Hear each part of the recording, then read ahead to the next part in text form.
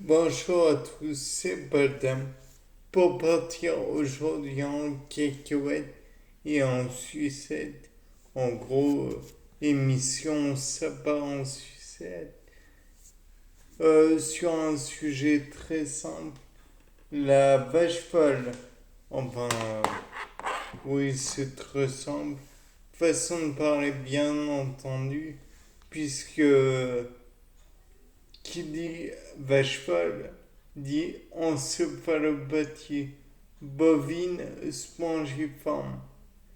C'est compliqué à expliquer, n'est-ce pas? Eh bien, vous inquiétez pas, je ne suis pas sûr de tout comprendre, moi non plus. Mais on va continuer là-dessus. Alors, tout d'abord,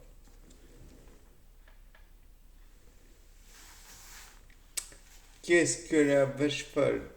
Donc la vache folle serait une maladie due à un prion et non pas un virus, une bactérie ou que sais-je encore, mais bien une protéine qui a été synthétisée et qui fait mal son travail. En somme, celle-ci produit des trous dans le cerveau de bovins, mais le fait est que malgré le comportement et les signes externes de l'animal, à savoir des mouvements désarticulés, on a mis uniquement ça sur le compte de la folie bovine. Bon, entre nous, je n'ai jamais vu de psychiatre bovin. Peut-être que il y a des éthologues du comportement des bovins. Je ne sais pas. Peut-être tout existe à la limite. Là n'est pas la question. Toujours est-il que, comme je l'ai dit précédemment, cette maladie serait due à une protéine mal formée, j'imagine. Problème de repliement peut-être. Problème dans la série des acides aminés de la chaîne polypeptidique qui la compose à vérifier, mais je ne sais pas. D'ailleurs, vous pouvez aussi faire vos recherches. Après tout, vous êtes des étudiants et l'étudiant étudie aux recherches. Et c'est pas. Non, mais plus, c'est pas le moment. Vous savez, il y a des fois où les ploupes, ça arrive sans, sans problème, mais ça n'a rien à faire. Enfin, toujours est-il que on peut digérer la viande, soit. Mais le problème n'est pas la viande de bœuf, mais la viande des organes et des viscères, d'après ce que je me rappelle. Parce que moi, j'ai eu le plaisir de vivre ce merveilleux instant où on nous disait ouais, c'est la fin de notre société basée sur la viande. On ne pourra plus manger de viande. Bah, si on peut en manger, on doit en manger un peu moins en plus. Enfin, là n'est pas le problème. Le problème, c'était les viscères, comme je vous disais, et particulièrement le cerveau des bovins, puisqu'il comprenait une protéine, à vous de chercher laquelle, qui était problématique et donc qui sommet la zizanie. Mais nous, les êtres humains, merveilleux Homo sapiens, avons pensé à un truc très simple. Au lieu de donner la viande à tout le monde, des viandes inutiles à la consommation, pas les viscères, parce que les viscères contenaient aussi pas mal de résidus éventuels.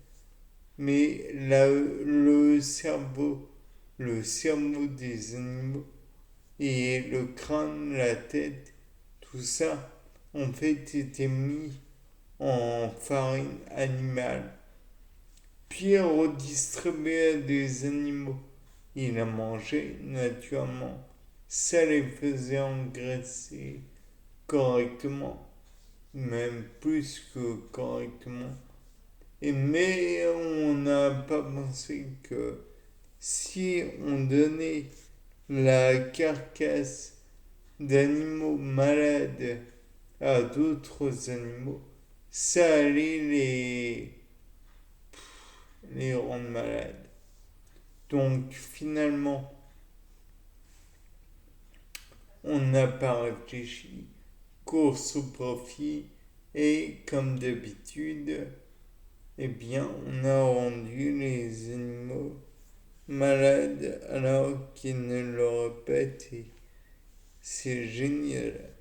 Bien, mis à part ça, donc on a fait la course au profit pour que le cerveau et le cerveau des malades bovins a contaminé d'autres bovins. Peut-être même a-t-on transmis de la farine animale bovine enfin pas transmis, on a donné de la farine animale bovine à des ovins du genre des moutons et j'en passe. Ce qui a peut-être aussi causé chez eux le problème de la maladie de la vache folle. Mais comme c'est des moutons, bah la maladie du mouton fou, à voir. Mais bon, peut-être que. Et puis le prion n'agissant pas comme un virus, peut-être que le prion aurait transmis la maladie malgré tout, puisque c'est un virus agit sur une cellule bien précise, pas sur des tas de cellules. Donc après tout, peut-être que les prions auraient agi sur un mouton. Ou puisque on a parlé de la grippe aviaire il y a quelque temps, peut-être que si on avait donné de la farine animale à nos volailles, ce seraient les volailles qui seraient devenues des volailles folles. Et donc là, on aurait pu dire, la ferme se rebelle. Mais non. Donc finalement, on a laissé la grippe aviaire, qui est H1N1 peut-être, à vérifier. Mais on a déjà eu des problèmes avec H1N1 en France. Déjà qu'on a eu H5N1. Et si vous voulez savoir Donc c'est le virus. Et dans ce cas, H, ça veut dire hémagglutinine. Et le N veut dire neuraminidase. Donc, encore une fois, ça change un petit peu les choses de dire ainsi, mais bon. Allez, sur ce, c'était Paul Dame qui vous faisait la présentation d'un sapin en sucette. Au revoir.